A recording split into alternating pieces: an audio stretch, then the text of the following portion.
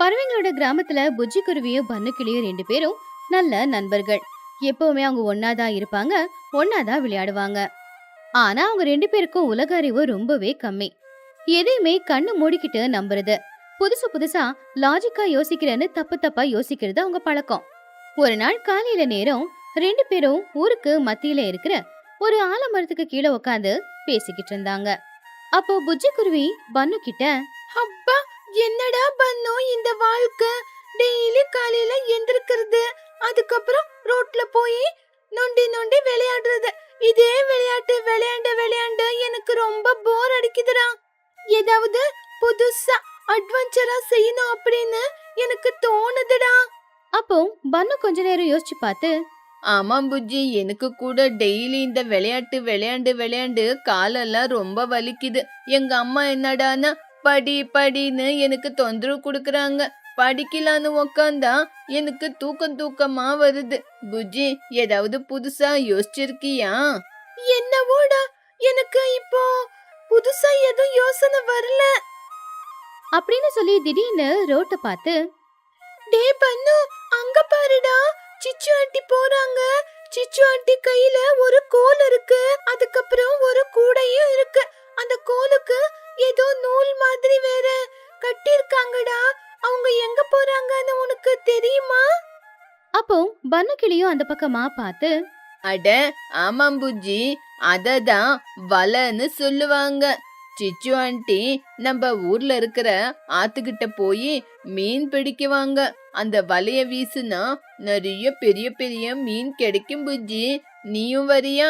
நம்மளும் போய் இன்னைக்கு மீன் எப்படி பிடிக்கிறதுன்னு பார்க்கலாம். புஜ்ஜி குருவி ரொம்பவும் உற்சாகமா, வாவ் பன்னு, உன் ஐடியா சூப்பரா இருக்குடா. இதுதான்டா நம்மளோட புது அட்வென்ச்சர். வா, நம்ம சீக்கிரமா சிச்சு ஆண்டி பின்னாடியே போலாம். வாடா வாடா, சிச்சு ஆண்டி போயிட போறாங்க. அவங்க கூட போய் அவங்க எப்படி மீன் பிடிக்கிறாங்கன்னு பார்க்கலாம். வீட்ல சொல்றது வேண்டாம், அம்மா திட்டுவாங்க. அப்படி ரெண்டு பசங்களும் யாருக்கும் தெரியாம மெதுவா பறந்துகிட்டே சிச்சு காக்கா பின்னாடியே ஊரையில இருக்கிற பெரிய குளத்துக்கிட்ட போனாங்க. சிச்சு காக்கா அங்க குளத்தோட கரையில உட்காந்துக்கிட்டு அதோட தூண்டில சின்னதா ஒரு எறைய போட்டு அந்த தூண்டில நேரா ஆத்துக்குள்ள போட்டுச்சு. புஜ்ஜியும் பன்னுவும் ஒரு மரத்துக்கு பின்னாடி நின்னு சிச்சு காக்கா என்ன பண்ணிக்கிட்டு இருக்கா அப்படின்னு கவனிச்சுக்கிட்டு இருந்தாங்க. புஜ்ஜி, அங்க பாத்தியா ஆண்டி எவ்வளவு சைலண்டா மீன் பிடிக்க ரொம்ப நேரமா உட்கார்ந்து இருக்காங்க? ஆமாண்டா, எவ்வளவு நேரம்னு சும்மா உட்காருவாங்க. எனக்கு பாக்குறதுக்கே போர் அடிக்குது. சரியா ஒரு 10 நிமிஷத்துக்கு அப்புறமா சிச்சு காக்கா தண்ணியில போட்டிருந்த அந்த தூண்டில் மெதுவா இழுக்க ஆரம்பிச்சுது. உடனே சிச்சு காக்கா அந்த தூண்டில மெதுவா வெளியில சுத்தி எடுக்க ஆரம்பிச்சுது. அப்ப அந்த தூண்டில மாட்டிக்கிட்டு ஒரு பெரிய மீன் வெளியில வந்துச்சு. அத பார்த்து மரத்துக்கு பின்னாடி நின்னுக்கிட்டு இருந்த பசங்க சந்தோஷத்துல கத்தலான்னு நினைச்சாங்க. ஆனா சிச்சு காக்கா திரும்பி பாத்துருவா அப்படிங்கிற பயத்துல அவங்க கத்தவே இல்ல. அடடே, இன்னைக்கு என்னோட அதிர்ஷ்டம் ரொம்ப நல்லா இருக்கு. வந்த கொஞ்ச நேரத்திலேயே எவ்வளவு பெரிய மீன் கிடைச்சது. இன்னும் கொஞ்ச நேரம் உட்காந்து ஒரு 3 மீன் பிடிச்சிட்டு போய் என் வீட்டுல பண்டிகைய கொண்டாட வேண்டியதுதான். அப்படி சிச்சு காக்கா ரொம்ப நேரம் அங்க உட்காந்து ஒவ்வொரு தடவையும் அந்த தூண்டில போட்டு போட்டு ஒவ்வொரு மீனா பிடிச்சு அத கூடையில எடுத்து போட்டுக்குச்சு. சில மீனுங்களை பிடிச்சதும் அதை எடுத்துக்கிட்டு வீட்டுக்கு போலாம் அப்படின்னு கிளம்பிக்கிட்டு இருக்கும் போது சரியா அப்பதான் புஜ்ஜி பன்னு ரெண்டு பேரும் சிச்சு பக்கத்துல வந்தாங்க. புஜ்ஜி குருவி ஆசையா அந்த கூடைய பார்த்து, ஆண்டி ஆண்டி, என்ன ஆண்டி எவ்வளவு பெரிய பெரிய மீனை பிடிச்சிருக்கீங்க? மீன் பார்க்க ரொம்ப அழகா இருக்குல்ல? ஆண்டி, இவ்வளவு பெரிய பெரிய மீனை பிடிச்சிருக்கீங்கல்ல, அந்த மீனை உங்க வலையில மாட்டி நீங்க இழுக்கும் போது பெரிய சாதனை பண்ண மாதிரி இருந்தது. சிச்சு ஆச்சரியமா, ஆமாண்ட பன்னு, இது எல்லாம் இவ்வளவு நேரமா நீங்க பாத்துக்கிட்டு இருந்தீங்க அப்படின்னா நீங்க எப்ப வந்தீங்க? ஆமாண்டா, இன்னைக்கு என்னோட அதிர்ஷ்டம் நல்லா இருந்ததுனால நிறைய மீன் கிடைச்சது. சரி, நீங்க தண்ணி கிட்ட ரொம்ப நேரம் இருக்காதீங்க, வீட்டுக்கு போங்க, நானும் வீட்டுக்கு கிளம்புறேன். அப்போ புஜ்ஜி குருவி சிச்சுவோட கைய பிடிச்சுக்கிட்டு, ஆண்டி ஆண்டி, ப்ளீஸ் ஆண்டி, இன்னைக்கு ஒரு நாள் உங்களோட வலைய எங்களுக்கு கொடுக்கறீங்களா? நாங்களும் ஆத்துல இருந்து மீனை பிடிச்சிட்டு போய் எங்க அம்மா உங்ககிட்ட கொடுத்து மீன் குழம்பு மீன் வறுவல் செஞ்சு சாப்பிடுறோம். ப்ளீஸ் ஆண்டி, இன்னைக்கு ஒரே நாள் உங்களோட வலைய கொடுங்க ஆண்டி, நாங்களும் மீன் பிடிக்கிறோம். ஆமா ஆண்டி, உங்களோட வலைய நாளைக்கு காலையிலேயே உங்க வீட்ல கொண்டு வந்து கொடுத்துறோம். ப்ளீஸ் ஆண்டி, முடியாதுன்னு சொல்லாதீங்க. சிச்சு காக்கா கொஞ்சம் யோசிச்சு பார்த்து, ஐயோ, நீங்க சின்ன பசங்கடா. அந்த மீன் வலையில மாட்டினதுக்கு அப்புறம் அது கனமா இருக்கும், உங்களால தூக்க முடியாது. உங்க அம்மா என்ன திட்டுவாங்க. ஆண்டி, இல்ல ஆண்டி, நாங்க அந்த கல்லு மேல உட்காந்துக்கிட்டு மெதுவா இழுக்குவோம். எங்களுக்கு வெயிட் ஆகாது, கொடுங்க. சரி சரி, உங்களோட இன்ட்ரெஸ்ட பாக்கும்போது எனக்கும் பாவமா தான் இருக்கு. சரி குடுக்கறேன், ஆனா பத்திரம். சிச்சு காக்கா தூண்டில கொடுத்துட்டு அங்கிருந்து போயிடுச்சு. புஜ்ஜி பன்னும் 2 பேருமே ரொம்பவும் சந்தோஷமா இருந்தாங்க. அவங்க 2 பேரும் குளத்தங்கரையில உட்காந்துக்கிட்டு ரொம்பவும் பொறுமையா தண்ணியில அந்த தூண்டில போட்டு உட்கார்ந்திருந்தாங்க. வெயிலா இருந்தாலும் சரி, அவங்க அதையெல்லாம் பெருசுபடுத்தவே இல்ல. ஒரு பெரிய மீன் அந்த தூண்டில மாட்டின உடனே அவங்க சந்தோஷத்துக்கு அளவே இருக்கல. அப்படி அவங்க மதியத்துல இருந்து ஆரம்பிச்சு சாயந்தரம் வரைக்கும் கிட்டத்தட்ட 15 மீனை அவங்க பிடிச்சிட்டாங்க. அப்படி பிடிச்ச மீன் எல்லாத்தையுமே கூடையில போட்டுக்கிட்டு ரொம்பவும் சந்தோஷமா அத பார்த்தாங்க.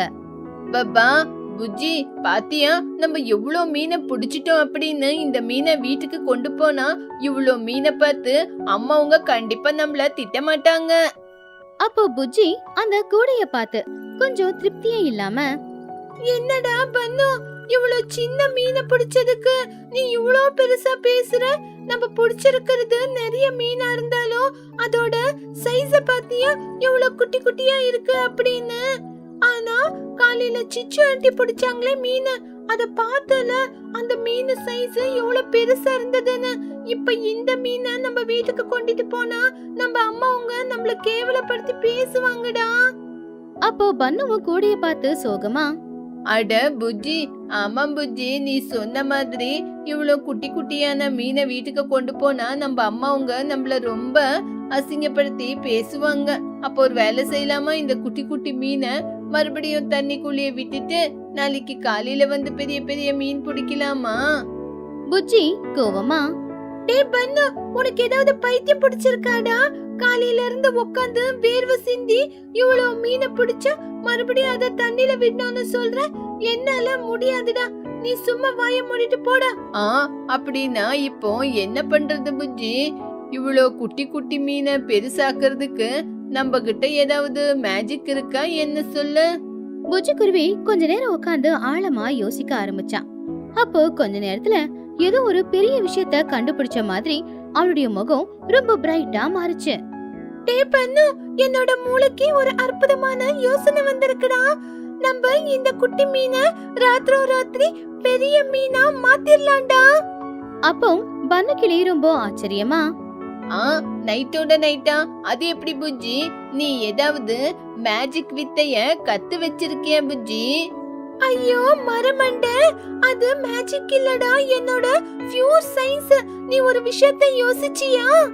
நம்ம தோட்டத்துல மாங்காய் மரம், கொய்யா மரம், தேங்காய் மரம்னு நடுவோம்ல, அது நடும்போது சின்னதா தானே இருக்கும், அதுக்கப்புறம் பெருசா ஆகுதுல, அது எப்படின்னு தெரியுமா?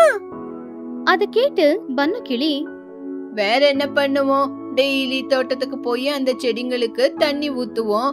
அப்பதானே அந்த செடி வளர்ந்து அதுல காய் வரும். ஆமாந்தானே புஜ்ஜி? புஜ்ஜி சந்தோஷமா, கரெக்ட். தண்ணி ஊத்துனா மரம் பெருசாவும். அதே மாதிரிதான் இந்த மீனை பத்தி நீ யோசிச்சு பாரு. இந்த மீனுங்க எங்க இருக்கும்? தண்ணில தானே. அப்படின்னா மீனுங்களுக்கு தண்ணினா எவ்வளவு பிடிக்கும். இப்போ என்னோட பிளான் என்னன்னா, பக்கத்துல இருக்கிற மாங்காய் தோப்புக்கு போய் மாங்காய் மரத்துக்கு இந்த மீனுக்கும் கயிறு கட்டி அந்த மரத்துல தொங்க விட்டுறலாம். பன்னு ஷாக் ஆயி, என்னது, மரத்துக்கு கட்டுறதா? எதுக்கு புஜ்ஜி? டே பன்னு, நான் சொல்றத முதல்ல காதை கொடுத்து கேளுடா. நம்ம இப்போ குடத்துல இந்த ஆத்துல இருந்து தண்ணிய கொண்டு போய் அந்த மாங்காய் மரத்துக்கு ஊத்தலாம். மாங்காய் மரத்துல இருக்கிற வேறு இந்த தண்ணியெல்லாம் உறிஞ்சி எடுத்து கிளைக்கும் தண்ணிய கொடுக்கும். அப்போ கிளைங்கில கட்டி இருக்கிற இந்த மீனு கூட அதுக்கு தண்ணினா ரொம்ப பிடிக்கும்ல.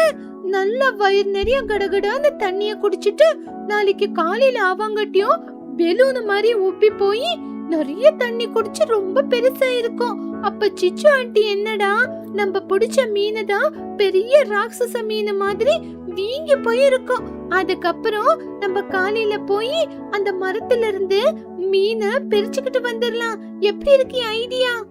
பன்னு புஜ்ஜியோட அறிவை பார்த்து ரொம்பவும் ஆச்சரியமா, wow Bujji, what A idea Bujji.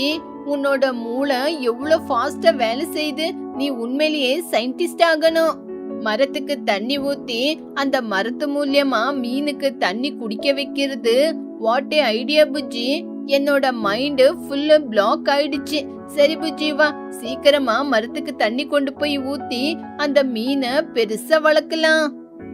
அப்படி அவங்க 2 பேரும் அவங்க யோசிச்ச முட்டாள்தனமான லாஜிக்கு அவங்களே கையை தட்டி சந்தோஷப்பட்டு, அதுக்கப்புறமா அந்த எல்லா மீனுங்களோட வாய்க்கும் ஒரு கயிறை கட்டி எல்லா மீனுகளையும் அந்த ஒரு மாமரத்துல தொங்க போட்டுட்டாங்க. பாவம், மாமரத்துல இருக்கிற மீனுங்க எல்லாமே கயிறுல தொங்கிக்கிட்டு இருந்துச்சு. ஆனா அத பார்த்து இவங்க 2 பேருமே ஏதோ சாதிச்ச மாதிரி சிரிச்சாங்க. புஜ்ஜி, அங்க பாத்தியா மீனெல்லாம் எப்படி உதறுதுன்னு? ஓ, அதுக்கு தாகம் எடுத்திருக்கும். அதுக்குதான் அப்படி குதிக்குது போலவா. தண்ணிய கொண்டு வந்து ஊத்தலாம். ஆமாண்டா பன்னு, நீ சொன்ன மாதிரி அதுக்கு தண்ணி தாகம் எடுக்குது போல. சரி, அங்க 2 குடம் இருக்கு. அதுல தண்ணிய கொண்டு வந்து இந்த மரத்துக்கு ஊத்தலாம். நாளைக்கு காலையில பாக்கும்போது மீன் பெருசா இருக்கும். அப்படி பசங்க 2 பேரும் பக்கத்துல இருக்கிற குளத்துக்கு போய் பானையில தண்ணிய கொண்டு வந்து அந்த மரத்துக்கு அந்த தண்ணிய ஊத்த ஆரம்பிச்சாங்க. ஒரு தடவை 2 தடவை இல்ல, பல தடவை கொண்டு வந்து அந்த தண்ணிய ஊத்திக்கிட்டே இருந்ததுனால அந்த மரத்தை சுத்தி தண்ணியாவும் ரொம்ப சேராவும் ஆயிடுச்சு. மேல் மூச்சும் கீழ் மூச்சும் வாங்கிக்கிட்டு அவங்க தண்ணிய கொண்டு வரத மட்டும் நிப்பாட்டவே இல்ல. தண்ணிய கொண்டு வந்து அந்த மரத்துக்கு இன்னும் ஊத்திக்கிட்டு இருந்தாங்க. அன்னைக்கு ராத்திரி நேரமும் ஆச்சு. இன்னொரு பக்கம் ஊருக்குள்ள துணிக்குருவி, சோட்டுக்கிளி 2 பேரும் காலையில வீட்டை விட்டு வெளியில போன பசங்க இன்னும் வரலையேன்னு கவலையோட இருந்தாங்க. சோட்டு, டைம் பாத்தியா? மணி 6:30 மணி ஆயிடுச்சு. எப்படி இருட்டுன்னு ஆகி போயிடுச்சு பாரு. என் பொண்ணு புஜ்ஜி காலையில போனா, எங்க போனா என்ன ஆனானே தெரியல. அப்போ சோட்டு கவலையா, ஆமாம் துணி, என் பையன் பன்னு கூட எங்க போனானே தெரியல. அவங்க 2 பேரும் ஒன்னாதானே சுத்திக்கிட்டு இருப்பாங்க. வழி தவறி காட்டுக்கு ஏதாவது போயிட்டாங்களா? வா போய் தேடிக்கிட்டு வரலாம். அப்படி அவங்க 2 பேரும் பசங்களை தேடிக்கிட்டு ஊருக்குள்ள போய்கிட்டு இருக்கும்போது அப்பதான் கையில ஒரு கூடைய பிடிச்சுக்கிட்டு சிச்சு காக்கா அவங்க எதிர்க்க நடந்து வந்துகிட்டு இருந்துச்சு. அப்ப துணிக்குருவி சிச்சு கிட்ட போய், சிச்சு, எங்க பிள்ளைங்களை நீ எங்கேயாச்சும் பாத்தியா? காலையில விளையாட போனவங்க இன்னும் வீட்டுக்கு வரவே இல்ல அப்படின்னு கேட்டாங்க. அப்போ அதை கேட்டு சிச்சு, அட, அவங்க 2 பேரும் இன்னும் வீட்டுக்கு வரலையா? மத்தியானம் நான் மீன் பிடிக்க போனப்போ ஆத்துக்கிட்ட இருந்தாங்க. என்கிட்ட வலை வேணும்னு கேட்டாங்க. பசங்க விளையாட கேக்குறாங்கன்னு கொடுத்தேன். ஒருவேளை இன்னும் அங்கே உட்காந்து மீன் பிடிச்சுக்கிட்டு இருக்காங்களோ என்னவோ. அப்போ சோட்டு கிளி, என்னது, தண்ணி கிட்டியா? ஐயோ, தண்ணில எங்கேயாவது விழுந்துட்டாங்களா? துணி, வா துணி போய் பார்க்கலாம். தேங்க்ஸ் சிச்சு. துணி சோட்டு 2 பேருமே பயந்து போய் அந்த இருட்டுல அந்த குளத்தங்கரை கிட்ட வந்தாங்க. குளத்தங்கரை கிட்ட வரும்போது அவங்க 2 பேரும் புஜ்ஜி அப்புறம் பன்னுவ பார்த்தாங்க. அப்பா புஜ்ஜி, இன்னும் என்னால முடியாது தண்ணி தூக்குறதுக்கு. இந்த மீன் இவ்ளோ தண்ணி குடிச்சு கூட ஏன் இன்னும் குண்டாகாம அப்படியே இருக்கு? ஆனா அந்த உதறதெல்லாம் நின்னு போச்சு. ஒருவேளை தூங்கிக்கிட்டு இருக்கு போல. அப்போ புஜ்ஜி குருவியும் சோர்வா, ஆமாண்டா பன்னு, எனக்கும் கை ரொம்ப வலி எடுக்குதுடா. நம்ம இவ்ளோ தண்ணி ஊத்தி இருக்கோம்ல, காலையில ஆகும்போது ஒரு பெரிய பாறாங்கல்ல மாதிரி பெருசா ஆயிருக்கும். சரி வா, இருட்டாயிடுச்சு, நம்ம வீட்டுக்கு போலாம். எங்க அம்மா என்ன சாகடிக்க போறாங்க இப்போ. சரியா அதே நேரத்துக்கு தான் சோட்டுக்கிளியும் துணிக்குருவியும் பசங்க பக்கத்துல வந்தாங்க. பசங்க உடம்பெல்லாம் மண் இருந்துச்சு. அவங்க ரொம்ப சோர்வா இருந்தாங்க. கையில தண்ணி எடுத்துட்டு போற குடமும் இருந்துச்சு. என்ன புஜ்ஜி, உடம்பெல்லாம் வெறும் சேரா இருக்கு. ஆமா, இங்க என்ன பண்றீங்க? எங்க உயிரே எங்க கையில இல்ல தெரியுமா? ಹೌದು ಬನ್ನು, ಇಲ್ಲಿ ಏನ್ ಮಾಡ್ತಿದ್ದೀರಾ? ಹೌದು, ಬಿಂದಿಗೆಲ್ ನೀರು ಎಲ್ಲಿ ತಗೊಂಡು ಹೋಗ್ತಿದ್ದೀರಾ? அப்போ புஜ்ஜி ரொம்ப பெருமையா, அம்மா திட்டாதீங்கம்மா, நாங்க காலையில இருந்து சுமார் 17 மீனை பிடிச்சிருக்கோம் தெரியுமா? துணி ஆச்சரியமா, 17 மீனா? வாவ், ஆமா, அது எங்க இருக்கு? அப்போ பன்னுக்கிளி அந்த மாமரத்தை காட்டி, அதோ அங்க பாருங்க ஆண்டி, அந்த மாங்காய் மரத்துக்கு கட்டி எவ்வளவு அழகா தொங்க விட்டுருக்கோம். அங்க பாருங்க ஆண்டி, மீன் எவ்வளவு அழகா இருக்குல்ல. அப்போ துணி சோட்டு 2 பேருமே அந்த மாமரத்தை பார்த்தாங்க. அந்த மாமரத்துல கயிறு கட்டி தொங்க விட்டிருந்த அந்த மீனுங்களை பார்த்து அவங்க 2 பேருமே ஆச்சரியப்பட்டாங்க. ஏன்னா அங்க என்ன நடக்குது அப்படின்னு அவங்க 2 பேருக்குமே புரியல.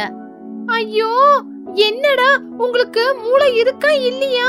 மீனை பிடிச்சு யாராவது மாங்காய் மரத்துல தொங்க போடுவாங்க? அது மாங்காவா இல்ல மீனா? புஜ்ஜி ரொம்பவும் கான்பிடென்ட்டா அவ லாஜிக்க சொன்னா.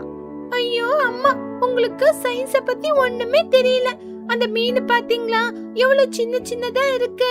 அதனாலதான் அந்த மீனை மரத்துக்கு கட்டி விட்டுருக்கோம். இப்ப மரத்துக்கு நிறைய குடம் தண்ணி ஊத்தி இருக்கோம். அந்த மரம் இப்ப அந்த தண்ணி எல்லாம் குடிச்சிட்டு கிளைங்களுக்கு தண்ணி அனுப்பிவிடும். அதே கிளையில இருக்கிற அந்த மீன் அந்த தண்ணிய குடிச்சிட்டு நாளைக்கு காலையில வந்து பாக்கும்போது பெருசா ராட்சச மீன் மாதிரி பெருசா இருக்கும். அதுக்கப்புறம் அது காலையில வந்து பிரிச்சுக்குவோம். எவ்வளவு நல்லா இருக்குல்ல ஐடியா? ஆமா ஆண்டி, புஜ்ஜியோடது பிரில்லியன்ட் மைண்ட். இப்ப அந்த மீனை தண்ணிய குடிச்சிட்டு நல்லா தூங்குது. பிள்ளைங்களோட அப்பாவித்தனமான அந்த லாஜிக்க கேட்டதும் துணி சோட்டு 2 பேருக்குமே ஒரு பக்கம் பயங்கரமான சிரிப்பு, இன்னொரு பக்கம் பயங்கரமான கோவம், ரெண்டுமே கலந்து வந்துச்சு.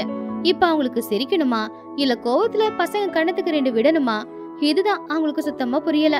ஐயோ பைத்தியக்கார பசங்களா, மரத்துக்கு தண்ணி ஊத்துனா மரம் வளருமே தவிர அதுல கட்டி விட்டு இருக்கிற மீன் வளராது. மீனுக்கு முக்கியமா தண்ணி தான் வேணும். தண்ணில இருந்து எடுத்துட்டா அது உயிரோடவே இருக்காது. மரத்துல கட்டி வச்சிருக்கீங்க, ஆக்சிஜன் லெவல் இல்லாம செத்து போயிருக்கோம். சோட்டு சிரிச்சுக்கிட்டே, ஆமாங்கடா பைத்தியக்கார பசங்களா, அந்த மீனை தண்ணில இருந்து நீங்க எப்ப எடுத்தீங்களோ அப்பவே அது செத்து போச்சு. செத்து போன மீன் இன்னும் எப்படிடா பெருசாவும் அது கூட புரியல. இந்த மக்கு பசங்களுக்கு மூஞ்சி பாரு எப்படி இருக்குன்னு. புஜ்ஜி பனுவுக்கு அவங்க பண்ண தப்பு புரிஞ்சுது. அவங்க முகம் வாடி போச்சு. அப்ப புஜ்ஜி ரொம்ப கவலையா, ஐயோ, அப்படின்னா தண்ணில இருந்து மீனை எடுத்த உடனே மீன் செத்து போச்சாமா? நாங்க காலையில இருந்து தண்ணி எடுத்து எடுத்து அந்த செடிக்கு ஊத்துனோம், அதெல்லாம் வேஸ்ட் ஆயிடுச்சா? என்னோட சயின்ஸ் லாஜிக் எல்லாம் ஃபெயிலியர் ஆயிடுச்சாமா? அப்போ பன்னு அழுதுகிட்டே, ஆமா புஜ்ஜி, எனக்கு காலையில இருந்து அந்த தண்ணிய தூக்கி தூக்கி கையை இடுப்பெல்லாம் வலிக்குது. நம்மளுக்கு அந்த சின்ன மீன் சரியா இருந்துச்சு. அப்போ டோனி சிரிச்சுக்கிட்டே பசங்க பக்கத்துல போய், சரி பைத்தியக்கார பசங்களா, கஷ்டப்பட்டு எப்படியோ மீனை புடிச்சிருக்கீங்க. அந்த மீனை மரத்துல கட்டி வச்சிருக்கீங்கல, அந்த மீனை மெதுவா எடுத்து கொண்டு வாங்க. வீட்டுக்கு கொண்டு போய் எவ்வளவு நேரம் ஆனாலும் அந்த மீனை நல்லா மசாலா போட்டு உங்களுக்காக சமைச்சு கொடுக்கறோம். நீங்க வயிறு நிறைய சாப்பிட்டுட்டு நல்லா படுத்து தூங்குங்க. சரி போங்க, மீனை கொண்டு வாங்க. உங்களோட முதல் வேட்டை இல்லையா, நம்ம எல்லாரும் சேர்ந்தே சாப்பிடலாம். போய் கொண்டு வாங்க. பசங்க சந்தோஷமா போய் மரத்துல தொங்க விட்டிருந்த அந்த மீனுகளை எல்லாத்தையுமே கூடையில எடுத்து போட்டாங்க. அதுக்கப்புறம் அவங்க வீட்டுக்கு போற வழியில அவங்க எவ்வளவு கஷ்டப்பட்டாங்களோ என்ன யோசிச்சாங்களோ எல்லாத்தையும் சொல்லிக்கிட்டு இருக்கும்போது துணி சோட்டு 2 பேரும் சிரிச்சுக்கிட்டே போய்கிட்டு இருந்தாங்க. வீட்டுக்கு போனதும் பிள்ளைங்களுக்காக சுட சுட மீன் குழம்பு செஞ்சு சுட சுட சாப்பாடு செஞ்சு போட்டாங்க. பசங்களும் சந்தோஷமா சாப்பிட்டாங்க. நடுராத்திரி பஜ்ஜி. அன்னைக்கு சாயந்தர நேரம் வானிலை ரொம்ப அழகா இருந்துச்சு. சில்லுன்னு காத்தும் வீசிக்கிட்டு இருந்துச்சு. அப்பதான் துணிக்குருவி அவ வீட்டுல சுட சுட மிளகா பஜ்ஜிய போட்டுக்கிட்டு இருந்தா. அந்த வாசம் ஊர் முழுக்க பரவிக்கிட்டு இருந்துச்சு. சரியா அதே நேரத்துக்கு தான் பக்கத்து வீட்டுல இருக்கிற சோட்டு கிளி துணியோட வீட்டுக்கு வந்தா. 2 பேரும் பஜ்ஜி சாப்பிட்டுக்கிட்டு கதை பேசிக்கிட்டு இருந்தாங்க. சரியா அதே நேரத்துக்கு தான் பக்கத்து வீட்டுல இருக்கிற சிச்சு காக்காவும் துணியோட வீட்டுக்கு வந்துச்சு. அப்போ சோட்டு துணி கிட்ட, அப்பா துணி, நீ செஞ்சிருக்கிற இந்த மிளகா பஜ்ஜி உண்மையிலேயே அமிர்த மாதிரி இருக்கு. இந்த கிளைமேட்டுக்கு இத சாப்பிடுறதுக்கு ரொம்ப சந்தோஷமா இருக்கு. அதே மாதிரி நீ கலக்கி வச்சிருக்கிற இந்த மாவு ரொம்ப கிறிஸ்பியா ரொம்ப சூப்பரா இருக்கு. துணிக்குருவி சிரிச்சுக்கிட்டே, தேங்க்யூ சோட்டு. பசங்க வர நேரம் ஆயிடுச்சுல, அதனாலதான் அவங்களுக்காக ஸ்நாக்ஸுக்கு செஞ்சிருக்கேன். நல்ல நேரத்துக்கு தான் வந்திருக்கேன். சரி உக்காரு, மாவு கொஞ்சம் இருக்கு, உனக்காக செய்யறேன். அப்பதான் சிச்சு காக்காவும் உள்ள வந்து, அப்பப்பா, இந்த ஸ்மெல்லு எங்க இருந்து வருதுன்னு பார்த்தா இந்த மகாராணி துணி வீட்ல இருந்து தான் வருது. என்னங்கடி அம்மா, நீங்க 2 பேரும் சமைச்சு 2 பேரும் மட்டும் சாப்பிட்டீங்களா? துணி சிரிச்சுக்கிட்டே, ஐயோ சிச்சு, உன்னை விட்டுட்டு சாப்பிட்டுருவோமா? உனக்காக எடுத்து வச்சிருக்கேன், மாவை எடுத்து வச்சிருக்கேன். இப்படி வந்து உக்காரு, சுட சுட சுட்டு தரேன். சிச்சு அந்த தட்டுல இருந்த மிளகா பஜ்ஜிய சாப்பிட்டு பார்த்து, துணி நல்லாதான் இருக்கு, கொஞ்சம் உப்பு குறைவா இருக்கு. அப்புறமா மிளகா கொஞ்சம் நீளமா இருந்திருந்தா இருக்கும். சோட்டு கொஞ்சம் கோவமா, என்னடி சிச்சோ, நல்லா இருந்தாலும் குறை சொல்ற? எங்களுக்கு என்னவோ பிடிச்சிருக்கு. அதுக்கு சிச்சு, உங்களுக்கு பஜ்ஜி பிடிச்சிருக்கலாம், ஆனா எனக்கு பஜ்ஜி அவ்வளவா பிடிக்கல. துணி பஜ்ஜி ஏதோ நல்லா தான் செஞ்சிருக்கா, இருந்தாலும் நான் செய்யற பஜ்ஜிய நீங்க யாருமே சாப்பிட்டு பார்க்கலையே. நான் பஜ்ஜி செய்யற ஸ்டைலே வேற. பஜ்ஜிக்காக நான் பட்டணத்துல இருந்து ஒரு மேஜிக் மசாலாவை கொண்டு வந்திருக்கேன். பஜ்ஜி அப்படியே எண்ணெயில போடுற வாசனைக்கே உங்களோட வயிறே நிறைஞ்சிரணும். நான் பஜ்ஜி சுடுற ஸ்டைலுக்கு நீங்க யாருமே என் கிட்ட கூட நெருங்க முடியாது. துணிக்குருவி ஆச்சரியமா, அப்படியே சிச்சு, நீ அவ்வளோ நல்லா செய்வியா?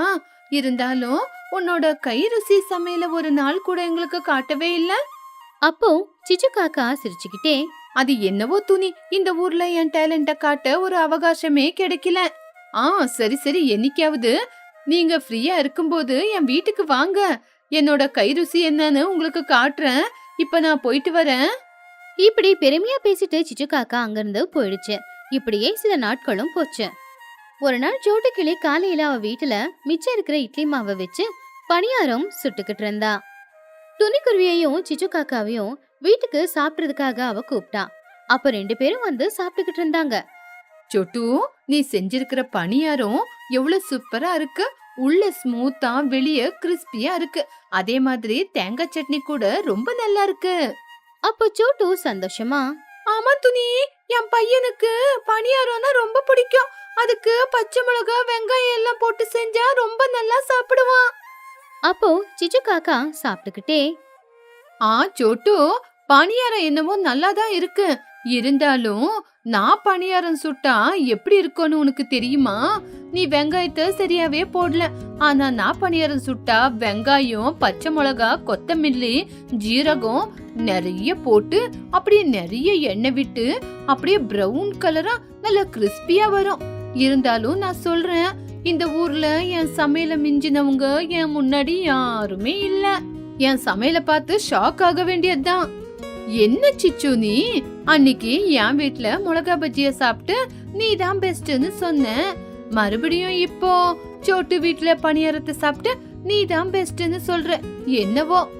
அப்போ சிச்சு, துணி, நான் ஒன்னும் என்ன பத்தி பெருமையா ஒன்னும் பேசல. என் கை சமையல் என்னன்னு உங்க எல்லாருக்கும் காட்டதானே போறேன். ஒரு வாரம் வெயிட் பண்ணுங்க, என் சமையல உங்களுக்கு நான் காட்ட போறேன். இப்படியே சில நாட்களும் போச்சு. ஒரு நாள் சாயந்தர நேரம் திடீர்னு கிளைமேட் மாறுச்சு. அதாவது மேகங்கள் எல்லாமே கருக்க ஆரம்பிச்சு இடி மின்னல் சத்தமும் கேட்க ஆரம்பிச்சுது. ரொம்ப வேகமா காத்தும் வீசிக்கிட்டு இருந்துச்சு. அது வரைக்கும் வெளியில விளையாடிக்கிட்டு இருந்த பசங்க எல்லாரும் அவங்கவுங்க வீட்டுக்கு கிளம்பி போயிட்டாங்க. அப்ப வீட்டுக்கு போனதும் புஜ்ஜி அவங்க அம்மா கிட்ட, அம்மா, வெளிய சில்லுன்னு காத்தடிக்குது. கிளைமேட்டே மாறி போச்சு. மானம் எல்லாம் இருட்டுன்னு மாறிடுச்சு. இப்போ மழை வர போற மாதிரியே இருக்குது. இந்த குளிருக்கு எனக்கு கிறிஸ்பியா காரமா மிளகா பஜ்ஜி இல்லனா உருளைக்கிழங்கு போண்டா ஏதாவது செஞ்சு கொடுங்கம்மா. ஆனா துணி ரொம்பவும் சோர்வா இருந்தா. ஐயோ பூச்சி, இன்னைக்கு என்னால சுத்தமா முடியலமா. காலையில இருந்து வயல்ல கஷ்டப்பட்டு வேலை செஞ்சுட்டு கை கால் உடம்பெல்லாம் ரொம்ப வலிக்குது. இப்ப போய் மாவை கலந்து உனக்கு பஜ்ஜி போடுறதுன்னா என்னால முடியாதுமா. அப்போ புஜ்ஜி கவலையா, அம்மா ப்ளீஸ்மா, இந்த குளிருக்கு எனக்கு இந்த சமையல சாப்பிட முடியல. ஏதாவது சுட சுட கிறிஸ்பியா காரமா செஞ்சு கொடுங்கம்மா, ப்ளீஸ் அம்மா.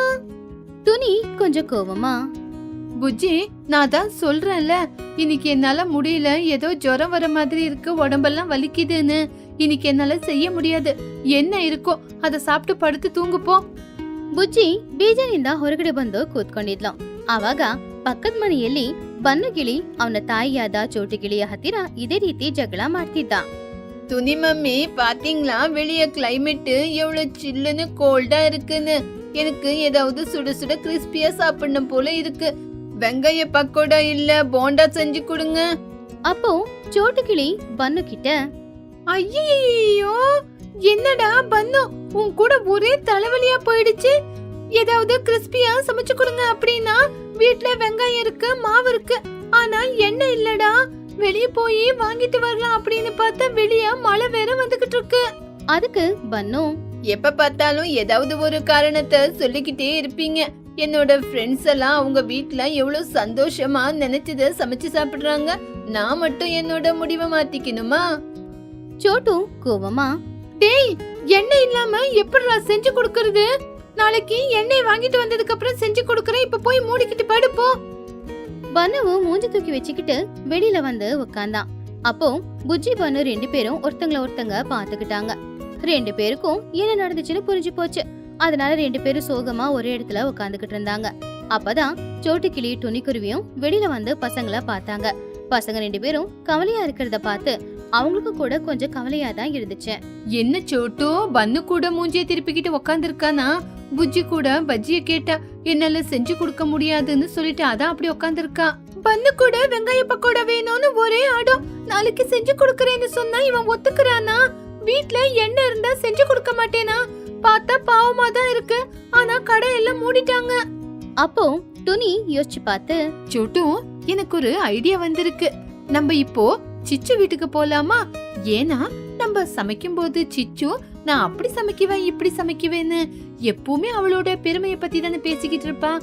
இன்னைக்கு வேற பசங்க பஜ்ஜி போண்டா அப்படின்னு என்னென்னமோ கேக்குறாங்களே. இன்னைக்கு நம்ம சிச்சு வீட்டுக்கு போனா சிச்சு அதெல்லாம் நம்மளுக்கு செஞ்சு கொடுத்துதான் ஆகணும். ஒருவேளை செஞ்சு கொடுக்கலன்னா அவளோட மரியாதை போயிடும். செஞ்சு கொடுத்தாலும் நல்லதானே, பசங்க இஷ்டப்பட்டு சாப்பிடுவாங்க. அதை கேட்டு சோட்டு சிரிச்சுக்கிட்டே, ஆமா துணி, நல்ல ஐடியா கொடுத்தப்போ. எப்ப பார்த்தாலும் சிச்சு அவளோட சமையல பத்தி தான் பெருமையா பேசிக்குவாள். இன்னைக்கு அவ வீட்டுக்கே போய் சமைக்க சொல்லலாம். பன்னு, புஜ்ஜி, வாங்க சிச்சு ஆண்டி வீட்டுக்கு போய் உங்களுக்கு தேவையான பஜ்ஜி போண்டா சாப்பிட்டு வரலாம். அன்னைக்கு ராத்திரி 11 மணி இருக்கும். துணி, சோட்டு, புஜ்ஜி, பன்னு 4 பேருமே சேர்ந்து சிச்சு காக்காவோட வீட்டுக்கு போனாங்க. சிச்சு காக்காவோட வீட்டு கதவை அவங்க தட்டினாங்க. சிச்சு, ஓ சிச்சு, பாகல் தெகிய பேகா. தூங்கிக்கிட்டு இருந்த சிச்சு காக்கா எழுந்திருச்சு. அப்பா, யார் இது தூக்கத்தை கெடுக்கிற மாதிரி நடு நைட்ல? அட துணி, நீயா? சோட்டு, நீயும் வந்திருக்க, பசங்க எல்லாம் வந்திருக்கீங்க. என்ன இந்த நேரத்துல, என்ன விஷயம்? ஒண்ணு இல்ல சிச்சு, இன்னைக்கு கிளைமேட் ரொம்ப சில்லுன்னு இருக்குல்ல. பசங்க வேற பஜ்ஜி போண்டான்னு கேக்குறாங்க. நீ கூட சமையல நல்லா செய்வியே, அதனாலதான் இங்க வந்திருக்கோம். ஆமா சிச்சு, நீ முந்தா நேத்து சொன்னல நீ பஜ்ஜி போண்டாவ ரொம்ப சூப்பரா செய்வ அப்படின்னு. பசங்க வேற சில்லுன்னு இருக்கிற இந்த கிளைமேட்டுக்கு பஜ்ஜி போண்டா வேணும்னு கேட்டுக்கிட்டு இருக்காங்க. நாங்க செய்யலான்னு பார்த்தா வீட்ல எண்ணெய் இல்ல. அதான் நீ நல்லா செய்வேன்னு சொன்னல, அதனாலதான் இங்க கூட்டிட்டு வந்தோம். சிச்சுவுக்கு ஒரு நொடி இதயமே நின்னு போன மாதிரி ஆயிடுச்சு. என்னது, இந்த நடு நைட்லயா இப்ப போய் பஜ்ஜி போண்டான்னு செய்ய சொல்றீங்க? உங்களுக்கு என்ன தலை கெட்டு போயிருக்கா? அப்போ சோட்டு கிளி கிண்டலா, என்ன சிச்சு, நீ தானே அன்னைக்கு நல்லா சமையல் செய்வேன்னு சொன்ன, அதனாலதான் கூட்டிட்டு வந்தோம். செய்ய முடியாதுன்னா சொல்லிடு, பரவாயில்ல, சும்மா எதுக்கு பெருமைய பீத்திக்கணும்? சிச்சு மானம் போயிடுமா அப்படிங்கிற பயத்துல, சோட்டு, எனக்கு செய்ய தெரியாதுன்னு ஒண்ணும் இல்ல. இருந்தாலும் தூக்கத்துல வந்து எழுப்பிட்டீங்கன்னு கோவமா பேசிட்டேன். சரி, நீங்க எல்லாரும் போய் வெளியே உக்காந்துக்குங்க. இன்னும் 1/2 மணி நேரத்துல நீங்க கேட்டதெல்லாம் செஞ்சு கொண்டு வந்து குடுக்கறேன். துணியும் சோட்டுவும் பசங்களை கூட்டிக்கிட்டு போய் வெளியில திண்ணையில உட்காந்துருந்தாங்க. அப்போ சிச்சு காக்கா கதவை சாத்திக்கிட்டு சமையல் அறைக்குள்ள போயிட்டான். அங்க போய் உட்காந்து அவளுக்கு என்ன பண்றது அப்படின்னு தெரியல. தலைமையில கைய வச்சுக்கிட்டு என்னடா பண்ண போறேன் அப்படின்னு யோசிச்சுக்கிட்டு இருந்தா. ஐயையோ, என்னோட பெருமைய பீத்திக்கிறதுக்கு போய் இன்னைக்கு என்கிட்டயே வந்து இந்த துணியும் சோட்டுவும் பஜ்ஜி போண்டாவ செய்ய சொல்றாங்களே.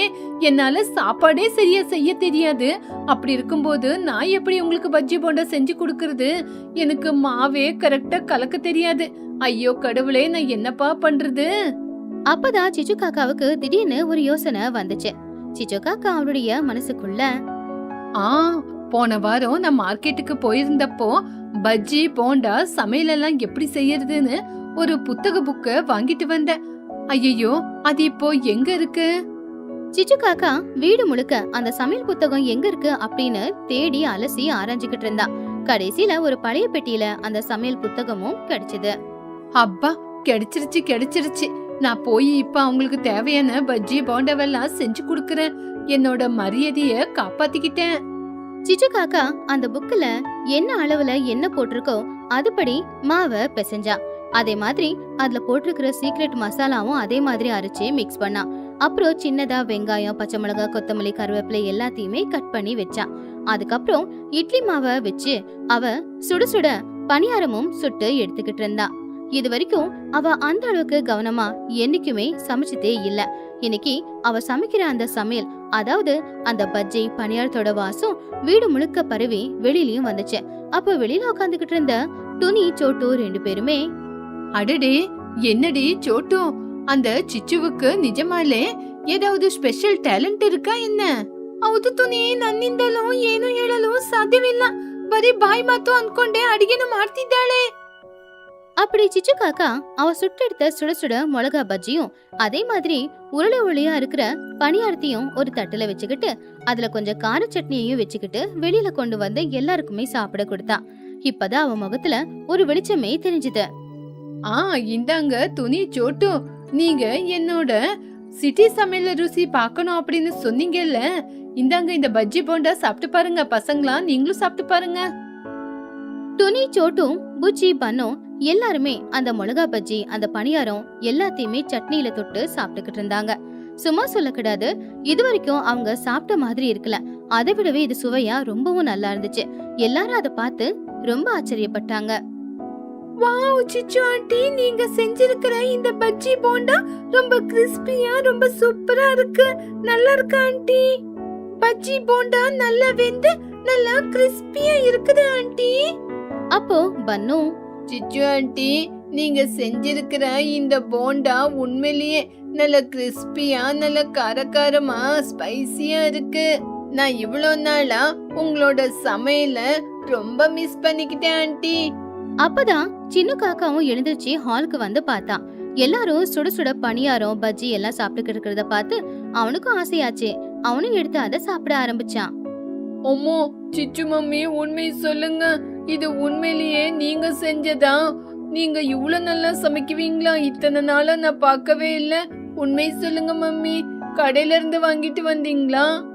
அப்போ துணிக்குருவி சிச்சு கிட்ட வந்து, ஆமா சிச்சு, அன்னைக்கு உன்னால சமைக்க முடியும் அப்படின்னு நீ சொல்லும் போது ஏதோ பெருமைக்கு தான் சொல்றேன்னு நினைச்சுக்கிட்டோம். ஆனா இன்னைக்கு உன்னோட கை ருசிய பார்த்ததுக்கு அப்புறம் உண்மையிலேயே உன்னோட கை ருசி ரொம்ப அற்புதமா இருக்குது. ஆமா சிச்சு, எங்களை மன்னிச்சிடு. நீ வெறும் பெருமைக்கு தான் பேசுறியோ அப்படின்னு நினைச்சிட்டோம். ஆனா இன்னைக்கு நீ செஞ்சிருக்கிற சமையல் அற்புதமா இருந்தது. இன்னைக்கு பசியில இருந்து எங்க பசங்களோட வயித்தை நிறைச்சிட்ட. உனக்கு ரொம்ப நன்றி சிச்சு. சிச்சு மனசுக்குள்ள, அப்பா, என் மரியாதைய அந்த புத்தகம் காப்பாத்திருச்சு, அதுக்கு ரொம்ப நன்றி அப்படின்னு மனசுக்குள்ள நினைச்சுக்கிட்டு, இதுல என்ன இருக்கு சோட்டு, நான் எப்பவுமே பொய் சொல்ல மாட்டேன். என்னவோ நீங்க கேட்டீங்கன்னு செஞ்சேன், அவ்வளவுதான். உங்களுக்கு எப்ப பஜ்ஜி சாப்பிடணுமோ அப்ப என் வீட்டுக்கு வாங்க, நான் உங்களுக்கு கண்டிப்பா செஞ்சு கொடுக்கறேன்.